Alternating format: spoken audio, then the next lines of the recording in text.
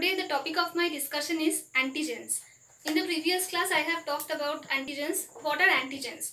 Antigens are foreign particles that enters inside our body.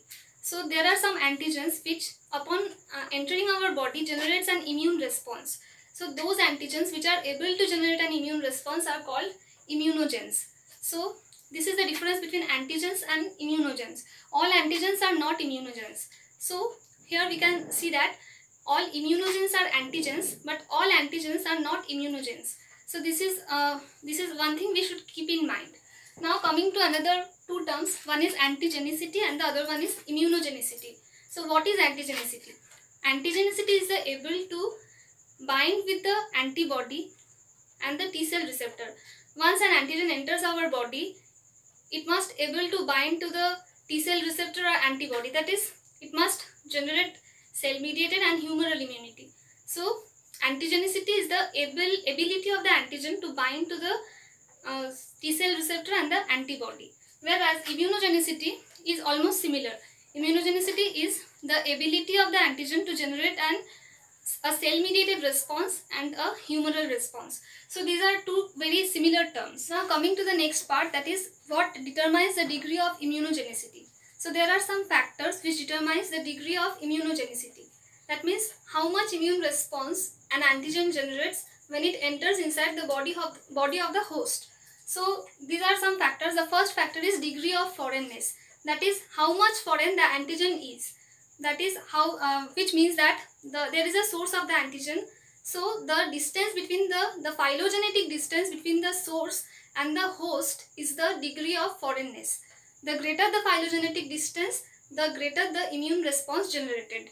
So suppose bovine serum albumin. So bovine serum albumin, when injected into a cow, the immune response generated is of low magnitude.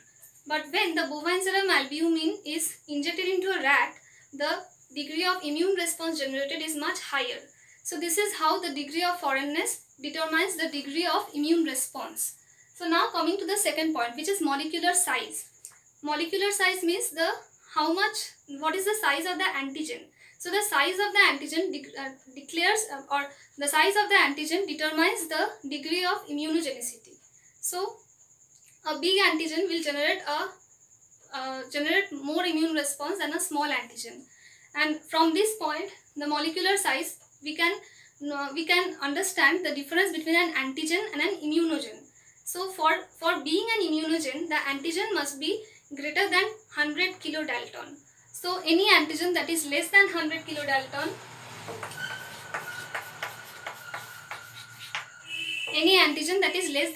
kilodalton, will be not an immunogen. So it cannot generate an immune response. Whereas antigens which are greater than 100 kilodalton can generate an immune response and are known as immunogens. So this is the difference between how the difference is generated between antigen and immunogen.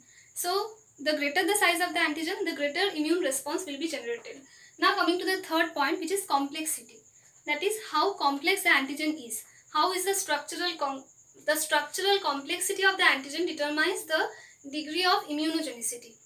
Now consider DNA. Antigens are of four types. One is DNA, RNA, protein and lipid. So if we consider DNA and RNA, what are the compositions of DNA and RNA? DNA and RNA are composed of four bases: adenine, guanine, thymine and cytosine. And in case of RNA, thymine is replaced with uracil. So in case of all the organisms, the composition of DNA is almost similar. The composition is similar, but their sequence is different. So DNA is not immunogenic because there is no such complexity in the structure of DNA. So now consider protein. What are proteins? Proteins are made up of amino acids, and we know that there are many types of amino acids, 20 structural amino acid and 22 and two or three more non-structural amino acids, and the structures and functions of each and every amino acids differs or varies a great. So the composition of a protein determines the functioning of the protein and the structure of the protein. So proteins are the most complex antigens. Also we know that there are how many structures of proteins: primary, secondary, tertiary, quaternary. So these are the structures of proteins. So proteins are the largest in size. Proteins are of large size, and also they generate large immune response. So this is the complexity of antigen. This is how the complexity of antigen determines the degree of immunogenicity. Now coming to the fourth point, which is dosage and route of administration. Dosage means how much quantity of antigen is entering inside our body. So the greater the quantity of antigen enters our body, the greater immune response will be generated. Now what is route of administration? So for an antigen to enter our body, there are 5 routes. First is intravenous, intradermal, intramuscular, subcutaneous, and intraperitoneal. So these are the routes by which the antigen enters our body. So it has been seen that the subcutaneous route generates maximum immune response. When an antigen enters via subcutaneous route, the degree of immune response generated is the maximum. So it may be due to the presence of lymph nodes in the proximity of the subcutaneous route. So, and we know that lymph nodes are the sites of interaction of the antigen and the immune cells. So this is how these are the factors which governs the degree of immune response. Now coming to the next part, that is, what are the characteristics of B cells and T cell epitopes. So epitopes are present on the surface of the antigen. So epitopes are immunologically active regions on the antigens which are recognized by the antibodies. Now, what are the characteristics of B cell and T cell epitopes? B cells recognizes soluble antigen, but T cells recognizes antigenic peptides. In the first class, I have already mentioned this. So the T cell recognizes antigenic fragments which is bound with MHC molecule. So T cells cannot recognize soluble or whole antigen. B cell recognizes soluble antigen or intact antigen. So for being a B cell epitope, the epitope must be accessible in nature. So antigens are basically proteins, and the amino acids which comprises the epitope, that is the amino acid which forms the epitope, must be accessible in nature. And for that reason, the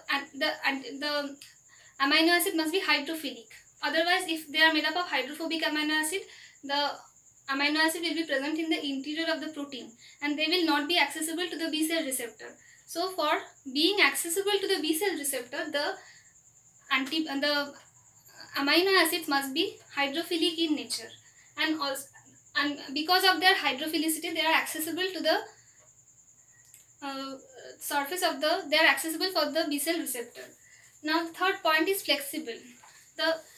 What flexibility means, the antigen must bind with the epitopes must get fixed into the receptor of the B cell. So it must be complementary with the B cell receptor, and the interaction between the B cell receptor and the epitope is non-covalent, and it is a weak interaction. So the greater the degree of complementarity, the greater the interaction, the strength of the interaction. So for maximum strength, the epitope must be completely complementary and it must be flexible in nature. Rigidity is, if the epitope is rigid, then it will not fix perfectly with on the surface of on the receptor of the B cell. So it must be flexible in nature. Now, what are the antigens which are recognized by B cells? What are the types of antigens? So the antigens which are recognized by B cells are basically proteins, polysaccharides, and lipids. Now coming to the T cell epitopes. T cell epitopes, I have already said that T cells recognizes antigenic fragments. That is, once the antigen is fragmented or processed by an APC and presented on the surface of the APC with the help of an MHC molecule, that is antigenic fragment complex with an MHC molecule displayed on the surface of an APC will be recognized by the T cell receptor. So for being the T cell epitope, the epitope must be internal. The epitope might be internal in nature. That is, if hydrophobic amino acids can also act as epitope, because the antigen is first processed. So it may be internal, it may be hydrophobic. And the types of antigens which are recognized by T cell receptor are proteins, lipids, and glycolipids. So this is the difference between the B cell and the T cell epitopes. Now coming to the next part, which is hapten. So I have talked about the antigens which have molecular size less than 100 kilodalton. So those antigens which have molecular size or molecular mass less than 100 kilodaltons are called haptens. So haptens are not immunogens. They cannot induce any immune response when they enters inside the body of the host. So what happens to these haptens? How these haptens attain immunogenicity or attains the ability to how these haptens attains the ability to generate immune response. So for being immunogenic, the haptens must combine with other molecules. So what are these molecules? The molecules with which the hapten combines is also a protein. So hapten combines with a protein which is known as carrier, because this protein molecule which is known as carrier, once the hapten is bound with the carrier molecule, the molecular size of the hapten carrier complex, the combined mass of the system becomes greater than 100 kilodalton. So once this happens, the hapten becomes immunogenic. This hapten carrier complex can become immunogenic. That is, once this hapten carrier complex enters inside our body, immune response is generated. So what type of immune response is generated? Antibody is generated. Now this hapten combined with carrier molecule generates three types of antibodies. First one is anti-hapten antibody, because hapten is complex with carrier. So there are epitopes on the haptens and there are epitopes on the carrier molecule. So the antibodies which are directed against the epitopes on the hapten are called anti-hapten antibody, and those antibodies which are directed against the carrier molecules are called anti-carrier antibody. And in the interface of the two hapten and carrier, so this in the interface, the epitopes present on the interface are bound by some type of antibody, generate some antibody. So these antibodies are called anti-hapten carrier antibody. So these are mixed epitopes because they are combined with portion of both hapten and antibody, and these epitopes are called anti-hapten carrier antibody. So this is how a hapten becomes immunogenic and what type of response it generates when it enters inside the body of the host. Now coming to the next part, that is adjuvant. So what are these adjuvants? Adjuvants are solutions of three things. One is antigen, mineral oil, and an emulsifying agent. Now what is the use of adjuvant? Why is this adjuvant useful? Adjuvants are useful during vaccination. We know that why vaccine is given. Vaccination is done to generate protective immunity inside the body of an organism against a particular pathogen. A pathogen causing a particular disease. For example, polio.